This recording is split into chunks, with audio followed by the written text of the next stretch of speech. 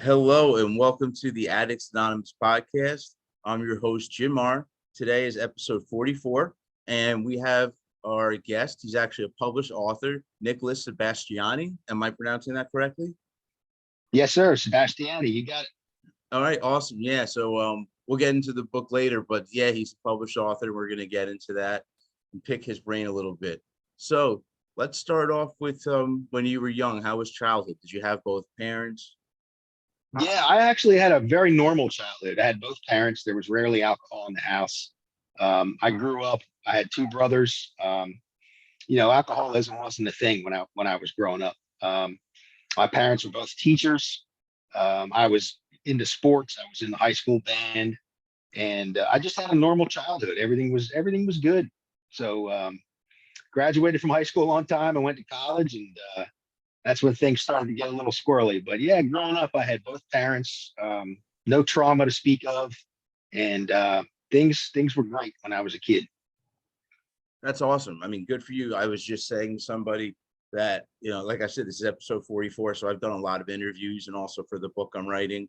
And I would say literally about 95% of the people have some type of trauma. Yeah, I can It's imagine. really, it's such a high number. It sounds like I might be exaggerating, but I'm telling you, you're one of maybe like three people that said that Yeah, ever. I don't find that surprising. A lot of the therapy that I've been through, the therapist will ask, "Have you been through trauma?" And I'll say, "Not necessarily. Not, when I was a kid, I didn't have any significant trauma. So nothing really to point to or to speak of with respect to root cause of addiction or anything like that." So you sounds like you thought this out. A little bit, yeah. I've been doing a little research over the years. Okay. So you said your college years is kind of when things got a little fuzzy. What You was know, happening during that? yeah. So my partying wasn't all that extreme in college, but when I drank everything. I mean, when I partied hard. I would party until I blacked out. I was a long distance runner in college. I ran competitively for a small college called Westchester University. So I was in really good shape all throughout my college years. My 5K times were at 16 minutes. I ran the 10,000 meter on the track, and I ran marathons. So I was a really good athlete. But I would still drink to excess when I drank. It's just that I didn't drink that often. So my college years, I wrote about uh, some of my college years. I wrote about that in my book.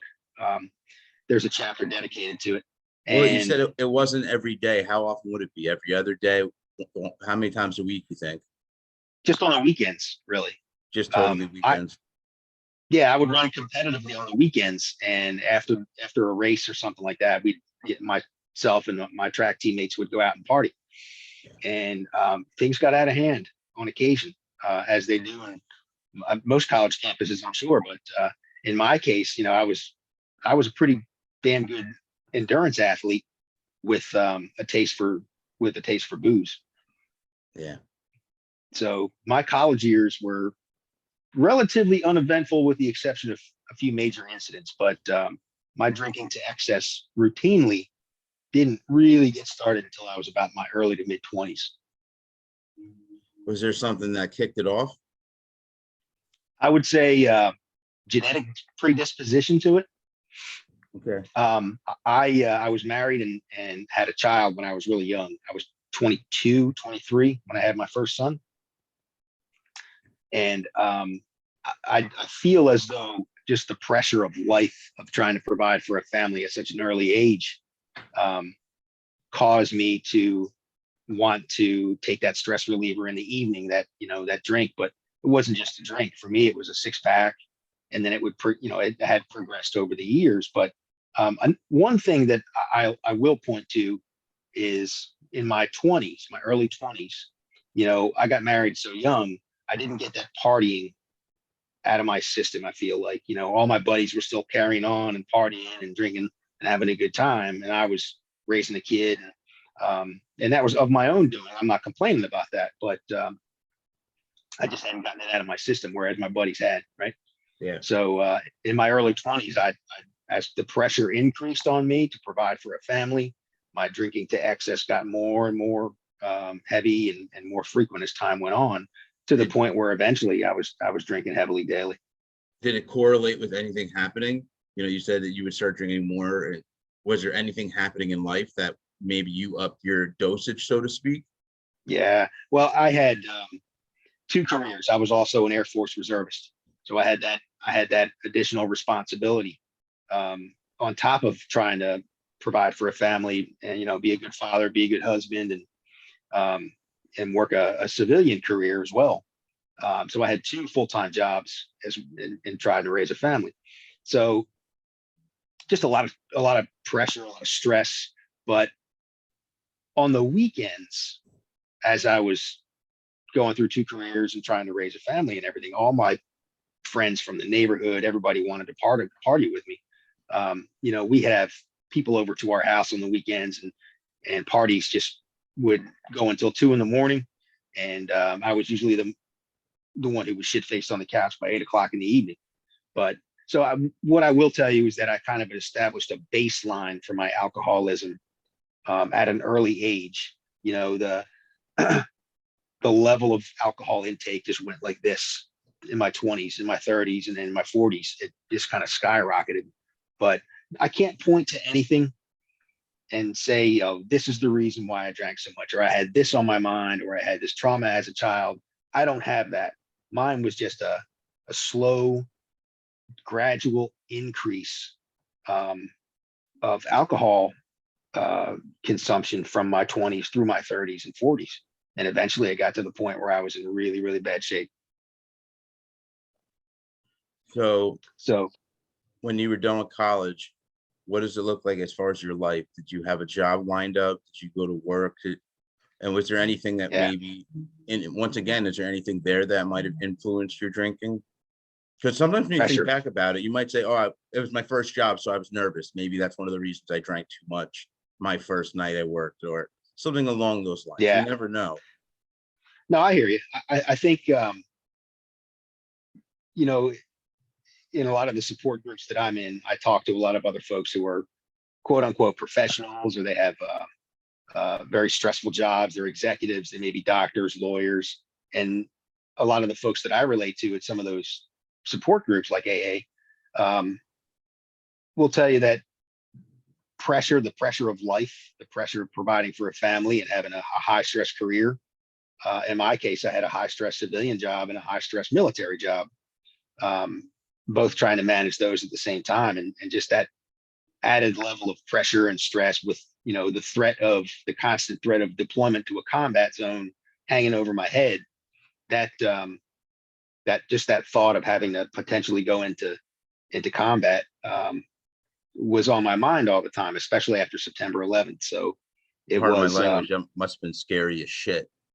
it was scary. I trained to go into combat for 24 years. And fortunately, I never did. I mean, I've been on several deployments and things like that, but never into a combat zone. I'm lucky there.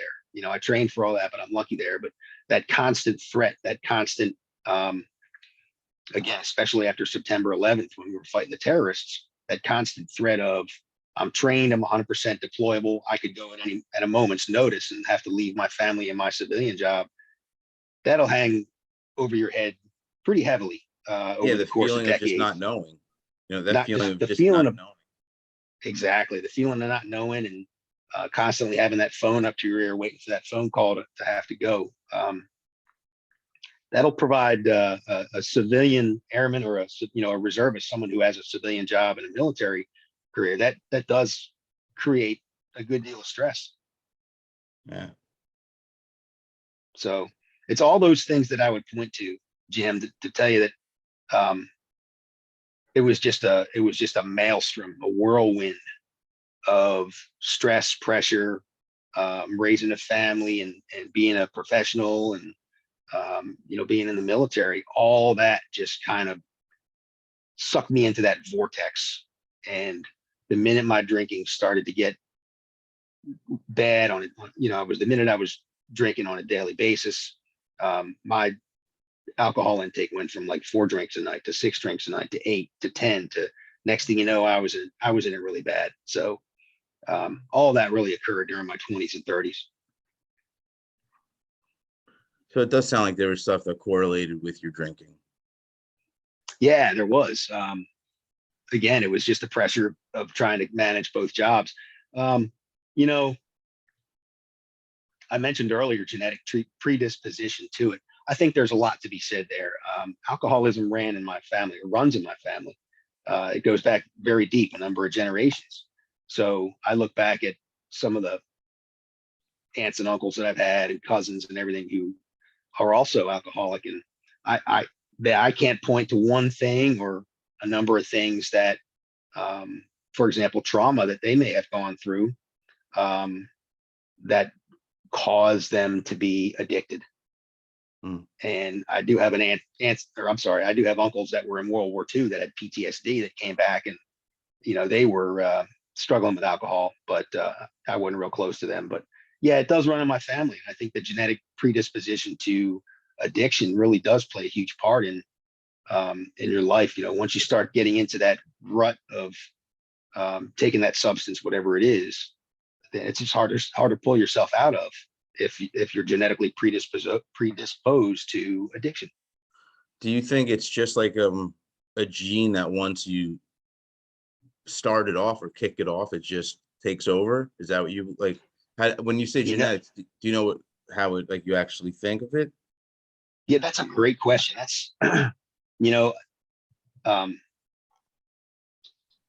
I have a psychiatrist who is a world-renowned addiction psychiatrist, and I've asked him the same question: what does it mean to be genetically predisposed to addiction? And his answer to me was, in the DNA, somewhere deep down inside in the DNA, there is, there's that chemical imbalance, or that chemical imbalance is probably the best way to say it, that, you and I can drink 2 drinks and we want to continue, right? We want to have that third or that fourth, that fifth. Whereas the guy next to us, the normal person, can drink half a drink and put it down and end up putting their cigarette butt in the half empty bottle of beer. Whereas you and I, the next day, we might be filtering out that beer through a coffee filter, trying to get what's left out of it on a Sunday morning. You know what I'm saying? Yeah. That's the difference. Genetically, I think that's the difference between a normal person, someone without an addiction issue, and someone with addiction issues. It's that genetic predisposition, I think, that is what caused me to develop this issue, to become addicted as heavily as I was. But to point to something and say, what do you think genetically would cause that? I don't know that even the best psychiatrists or scientists in the world could come up with a good answer for that. You know what I'm saying? Yeah, this is very true. This is very true. Yeah. That's a deep question. It is really deep. It's a very scientific question, I think, and something that requires a lot more research. You know what I'm saying? Yeah, I think that's one thing we don't have enough of, is the science on this stuff. We need people to actually do the research. There's no cure to addiction, but there is better ways to go about stuff, I believe. And we're not going to get there's so much help out there. Yeah, there's so much help, and we got to make sure the key thing is here is not just providing help, it's getting the right help for the right people at the right time. Yeah, that's right. That's right. And I think in my case, getting the right help was key. I sought help for so many years. Once I determined that I needed help, I sought help through outpatient therapy, inpatient rehabilitation, AA, doctors, you name it. And I had to try out quite a few before I found the ones that actually hit the right nail on the head, the right groups, the right AA groups, and the right doctors. So yeah, it does take some trial and error for sure. Yeah, absolutely. I know about that too, going surfing for doctors. Yeah, in a good way, right? Yeah, I mean, there's good stuff out there. Like, what did I use? It'll come to me after, but it's something that you just go to there, type in your insurance, type in what you're looking for and the reason you're looking for it, and it just hooks you up with a doctor. Zopdoc. Yeah. Not to make a commercial for them, but it's called Zopdoc. It was very cool. and it made it nice and easy for me. I just remember doing that. And it's to this day, if I need a doctor, I do that. Zopdoc. Well, maybe if there's a number of listeners out there who are in the process of trying to find a good addiction Yeah, that's why I mentioned it. psychologist or psychiatrist. Yeah, perfect. That's a great thing to mention for sure. Yeah, it's a great tool. Yeah. So what did you do for a living when you got out of college? Yeah. So I work in the field of occupational health and safety. Um, my job is basically to ensure OSHA compliance. I worked in pharmaceuticals for 20 years, and I was on an emergency response team. So essentially, I was an industrial firefighter for a while. But being in the field of occupational health and safety, if I don't do my job, the consequences of that are somebody could get hurt or killed if I'm not doing my job, if I'm not ensuring safety. And so I did that on the civilian side, but on the military side, I was a bioenvironmental engineering technician. Did that for 20 years in the military, and I had a similar role. I was in emergency response, occupational health and safety, and a field called industrial hygiene, which is basically ensuring that the worker has a healthy and safe place to work. So you can imagine being in pharmaceuticals and ensuring the safe manufacturing of pharmaceutical products, and then being in the military, in the Air Force, and ensuring the health and safety of our Air Force personnel. That can certainly cause a lot of stress, right? Again, if I don't do my job in those circumstances, then somebody can get hurt or killed. Yeah. So that's a lot of pressure. Also, being on an industrial fire department, in my mind, I had to play out every single scenario of what could happen that could result in a fire, an explosion, hazardous materials incident, an overexposure to pharmaceutical ingredients. All those scenarios would run through my head, and that would just cause me to ruminate and consider the what ifs, and that would just be another source of drinking for me. That would be another trigger. So that's what I did. That's what I've done up in my civilian career up until this point. I'm So now you were just retired from saying the reserves. real Yeah. quick. So it's kind of like when your mind gets racing, that's when you start wanting to use. Yeah, no doubt about it. Throughout the years, man, I'll tell you, Because I'm I took my bipolar, so work I have a home. brain that goes a lot, and I used to do it to try and slow myself down. You're bipolar too? Yeah. Oh, you have Yeah, bipolar as well? Yeah. So you know what I'm I talking am. about. I call it the fast brain when it just starts going. Yep. Hypomanic. Yep, exactly. Yeah, I have it too, my friend. But yeah, so that's what would cause me that trigger would cause me to drink. The thought of what could happen if I don't do my job. Somebody could get hurt, the factory could blow up, that sort of thing. And over the course of, a couple of decades, that just took its toll on my drinking, that high stress work environment. That was one trigger. I had many, quite What a are few. some other triggers you had? Yeah. Other triggers I had were domestic triggers, I'll call them. The triggers associated with raising a family and trying to be a good husband. I don't know if you're married or what your family situation is, but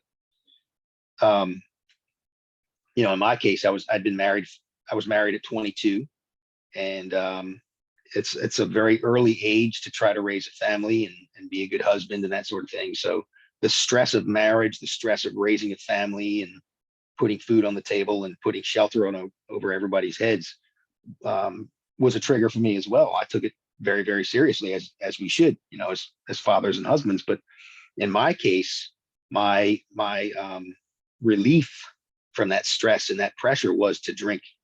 But I also was a runner. I ran marathons and ran competitively for a long time. And here recently, my running stopped. I would say about 5 or 6 years ago, my running stopped because my body couldn't handle the pounding of running anymore. Well, when my natural detox process stopped, the alcohol would stay in my body and mind for days or weeks on end. I didn't have that natural detox process to flush all that ethanol out of my system. And So that's when the alcoholism manifested. So it would literally stay in your system, continually giving you a buzz. And well, not necessarily that, but for example, if I would, let's just say I would have 12 drinks Okay. um, on a Saturday night. Uh, Under normal circumstances, I'd go out the next day and I'd run 7 miles, let's say, and I would flush it all out. When the running stopped, my body couldn't handle the running anymore. I didn't have that outlet to process the alcohol. So I say the alcohol would stay in my body and mind for days or weeks on end, but that's how it felt to me. I couldn't get rid of that feeling of being hungover, or that feeling of having been on a bender for weeks. Whereas before, while I was running, I could flush all the alcohol out of my system the next day and just keep on going. I could do it all over again the next night. Yeah. You see what I'm saying? Yep. So back in my early 40s is when my running began to stop or slow down, and the alcoholism really manifested then. So how did, like, throughout your 20s, how did this affect your day-to-day life? Yeah, so it's a great question. I say it didn't have much of an effect on me, but I could have been so much better as a father, as a husband, as an employee, as an airman in the reserves. Um, I say everybody has heard the term functional alcoholic. Well, I don't believe in that term. I like to say less functioning alcoholic. We're as alcoholics who happen to be able to function or hold a job or do the things that normal people do. We may be functional, but we're not high functioning. Yeah. So it affected me to the point where, I was just dull. I was not a very sharp person. In my 20s, my alcoholism hadn't manifested to the point where it caused me tremendous problems. But as the years went by, my functionality, let's say, had gone down, right? As the alcoholism went up, the functionality went down. Yep. And in my 30s, my job performance got a little worse. The stress levels got higher. My functionality got less and less. I became a lot slower, up until the point where in my mid 40s, just a few years ago, when I was really trying to get sober, I could barely hold a job. And the alcoholism had taken its toll on me to the point where I was missing work. I had been forced to retire from the Air Force because I had a DWI in uniform. So my drinking had progressed to the point where I was drinking daily. I was drinking before work, on the job. So So in the military, functionality. just one time and you're out in the military? Well, in my case, I was a first sergeant the last 4 years that I was in. And as a first sergeant, you have to set the example for the troops, right? But they didn't give you a second chance though? Well, that's a good question. I had my retirement papers already in Oh, okay. let's say September of 2017. I had submitted papers for retirement, and I had my DWI late September of 2017. So by December of that year, I was on a course on the path to retirement anyway. But my retirement was kind of accelerated, and after my DWI, I was told that I just couldn't come back and serve. So that was the end of my reserve career, unfortunately. Yeah, but it seems like Yeah, you had a decent length, good stretch. I did high stress, but the functionality was far less than it could have been had I not been alcoholic during these times. Yeah. Right. So as you get a little bit older, have you at what point did it really affect your life? Like, because a lot of us unfortunately have to hit rock bottom, and Yeah. we all have a story of, like, oh, most of us, I'm assuming, I should say, I don't want to say all of us, have a story where we recognize this was my low point. This is when I hit the concrete floor and the Yep. basement level. What was Yeah. I that mean, for it's you? all that instance for me was right after my second DWI. I had my first one in July of 2017. I'd been fighting, trying to stay sober for about 6 months. I'd really made the commitment to try to quit in During early all of this, your 2017. wife knew? During all this, your Oh, wife knew? Well, okay. yeah, she was supportive. But it was July of 2017. I got my first DWI, and then September of 2017, I got my second one. So having two DWIs in the course of 3 months really drove me to my rock bottom. And I can remember the feeling that I got when I arrived at rehab for round 2 of rehab a few days after my second DWI. I remember standing out in front of the rehab, just looking down the street going, this is it. I found my rock bottom. My thought was, I was so messed up.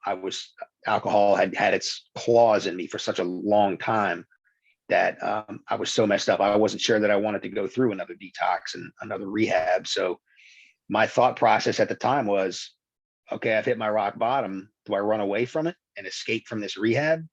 Or do I turn my ass back around, go inside the rehab, go through the 30-day treatment process, and then really fight and fight and fight to try to get sober?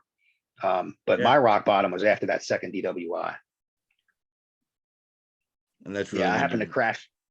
I crashed my car. I was drunk as hell during that time, and it was I'm just a really smiling because bad I did the scene. same thing.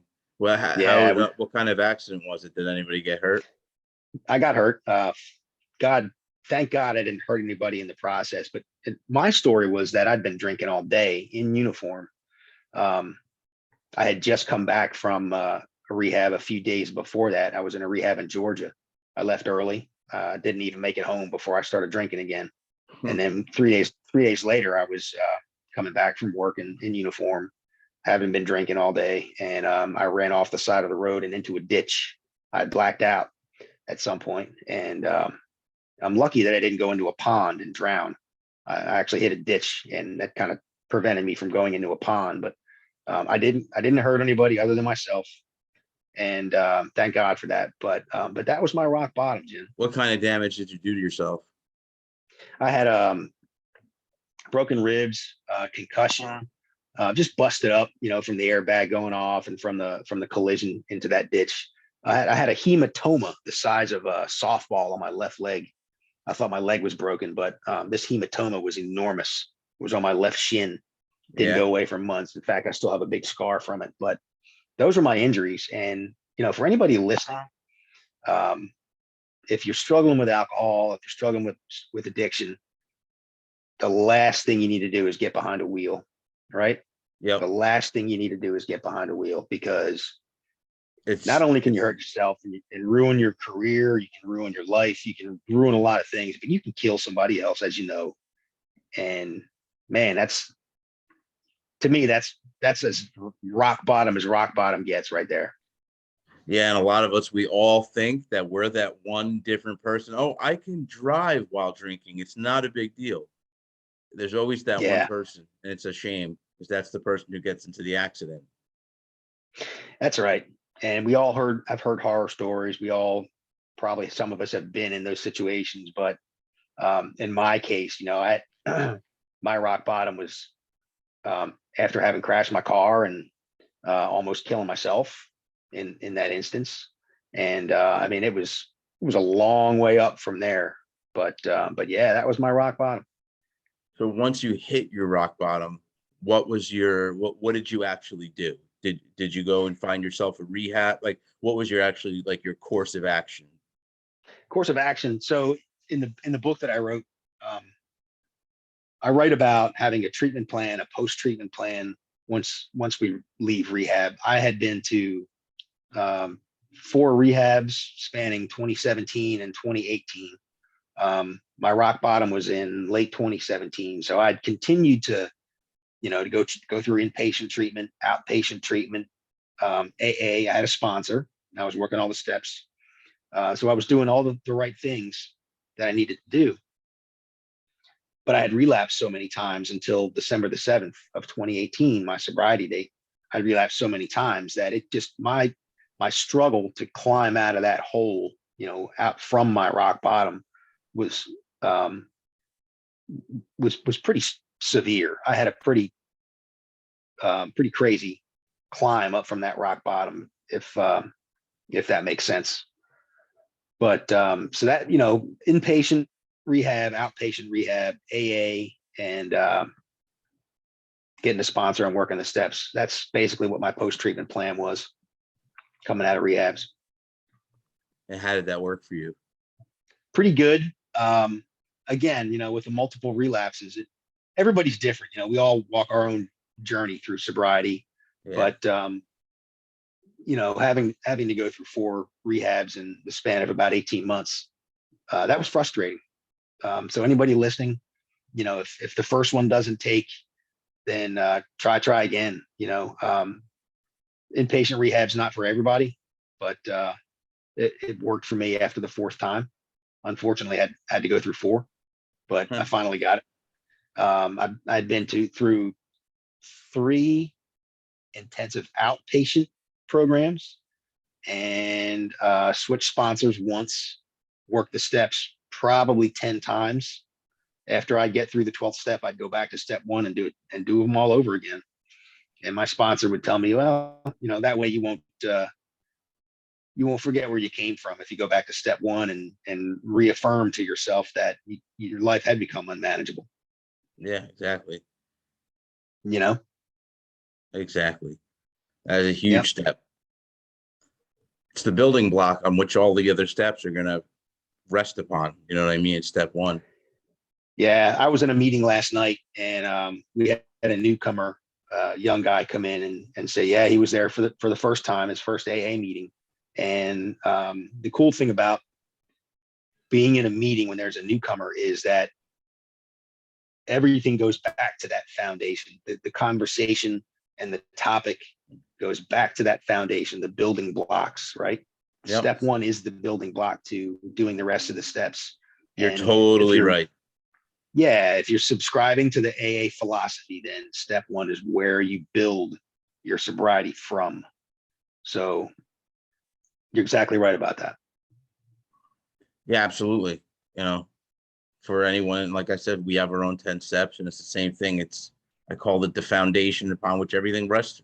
It's a big deal being able to admit that you have an issue, that you have a problem, that you need help. Because right. And if you're questioning that about yourself, you're not going to be successful in your attempts at sobriety. You have to admit that to yourself. If you're in a position where you need help, then admittance, or I should say admitting to yourself that you do have that problem, that's going to be key in your recovery. Yes, because unless you technically diagnose the problem and say, this is what I need to work on, it's not going to get better.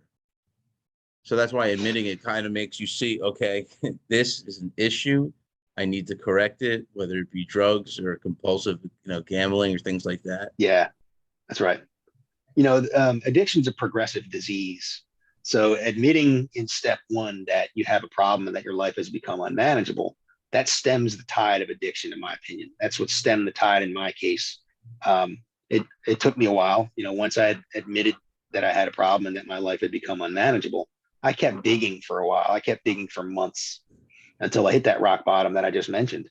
But when I started to pull myself up from that great big hole that I was in, it's that step 1, that, admitting to myself that my life had become unmanageable and that I had a drinking problem. I built my sobriety on that realization.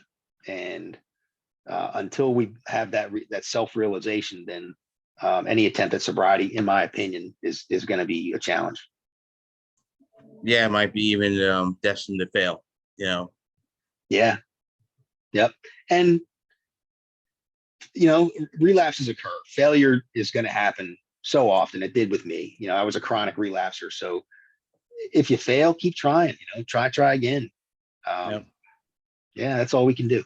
That's all we can do. Because giving up just is never the answer. It's just, there's nothing in history where someone says, thank God I gave that up, especially if it's for a good cause. Yeah. So for people like you and I, Jim, there is no neutral with this disease. It's either get better or get worse. Yep, exactly. You said it until perfectly. we admit to ourselves, yeah, exactly. Until we admit to ourselves that there's a problem and that our lives have become unmanageable, things are going to get worse. That progressive disease is going to eat us alive. Yep. Alcoholism or drug addiction or whatever other addiction we have. Yeah.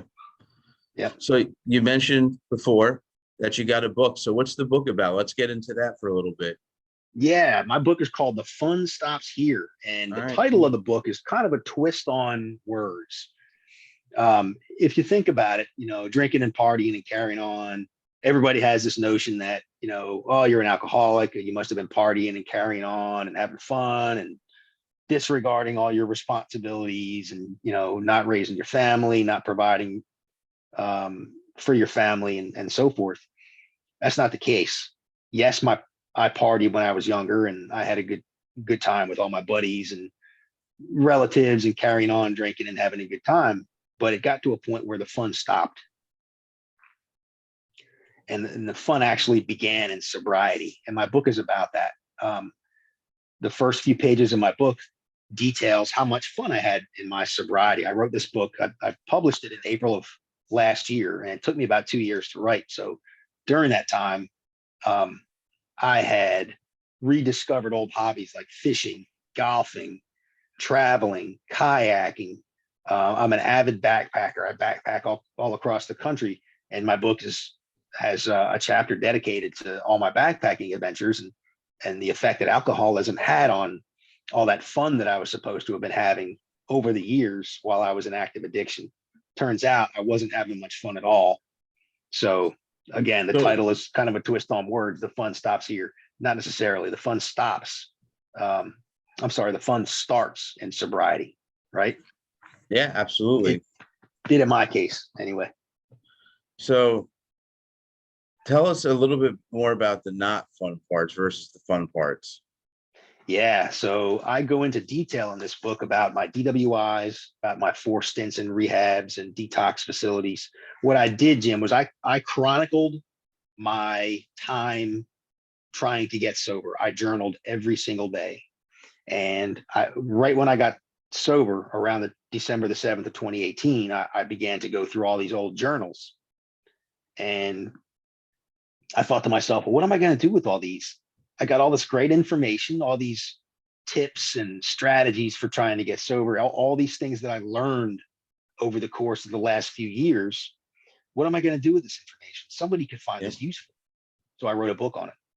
And some of the not so fun parts involve things like being admitted involuntarily to detox facilities 5 times. That's not fun. No. I describe in colorful detail in the book what it's like to be in a detox facility and to be exposed to other patients who might be going through heroin withdrawals or crack cocaine withdrawals. Oh yeah, we had some guy. He was throwing up so hard you could just hear it from it, no matter where you went. So yeah, you're next to guys that you don't know what they're going through, and sometimes it's a challenge to be able to make it through. You know what I mean? No doubt about it. Yeah, detox is definitely a challenge, and I think that's one of the reasons why after a relapse, so many people find it so difficult to quit again because nobody wants to have to go through that detox again. Some of the other not so fun parts in this book are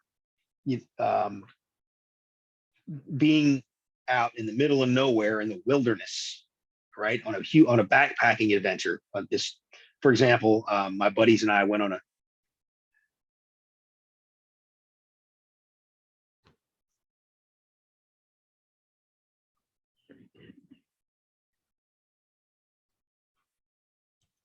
All right, looks like we lost him for a moment. Just get him back on the line.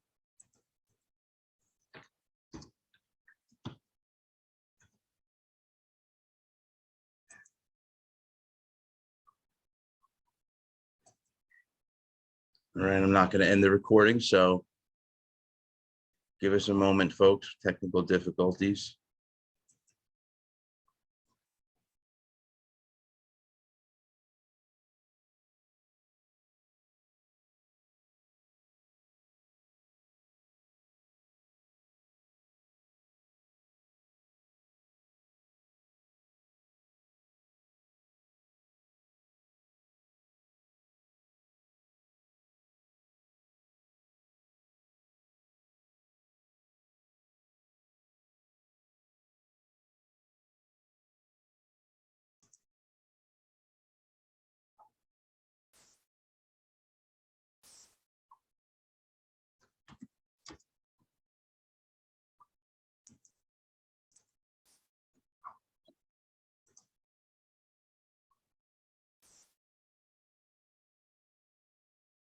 All right. Nicholas All right, is, I'm back. Are you there?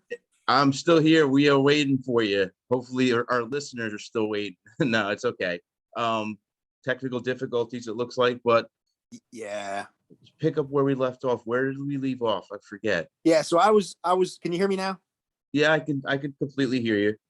All right. Excellent. So I was talking about when I was out in the middle of nowhere, I was on the Pacific Crest Trail.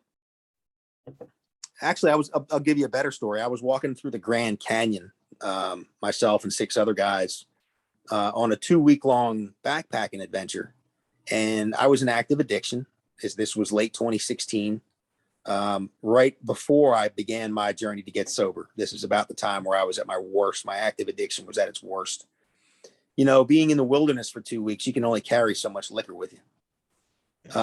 So I was out there to have a good time and be with my brother and my buddies and hike the Grand Canyon for a couple of weeks when I was experiencing detox. And that wasn't fun. I was withdrawing. I was retching. I had the cold sweats, all the DTs you can possibly imagine. And because I just didn't have enough alcohol to satisfy me on this hike. What did the other guys say about this? Did they recognize that you were having issues? They recognized I was having issues. My brother actually was just kind of side by side with me, and he understood what was going on. And I told him at the time. You told him. You told him about the alcohol. Okay. Yeah, he knew right away that he knew I was in bad shape. He knew that things had gotten far worse than I'd let on in the past. So the fun that I mentioned is, you know, me hiking through the Grand Canyon, trying to enjoy this wonderful experience that I'd, you know, prepared myself for and spent money on and prepped my backpacking gear all for and everything. Meanwhile, I'm having withdrawal symptoms and DTs and I'm not enjoying this experience once, you know, for 1 minute. Whereas now being sober, when I go on a backpacking trip, I don't have to worry about bringing liquor in the woods. I don't have to worry about having withdrawals or DTs. You know, there's no liquor stores in the woods or in the mountains or in the Grand Canyon. So my hiking adventures are alcohol free and they're far more fun and exciting. And again, I don't have to worry about withdrawals on my experiences these days. Yep. And that's part of the good fun. Part of the good fun. That's right. So again, the title of the book is The Fun Stops Here, and it's kind of a twist on words, meaning, you know, the fun starts in sobriety. The fun stopped, and the consequences became way too much to bear. Way back several years ago when my alcoholism progressed to the point where it had.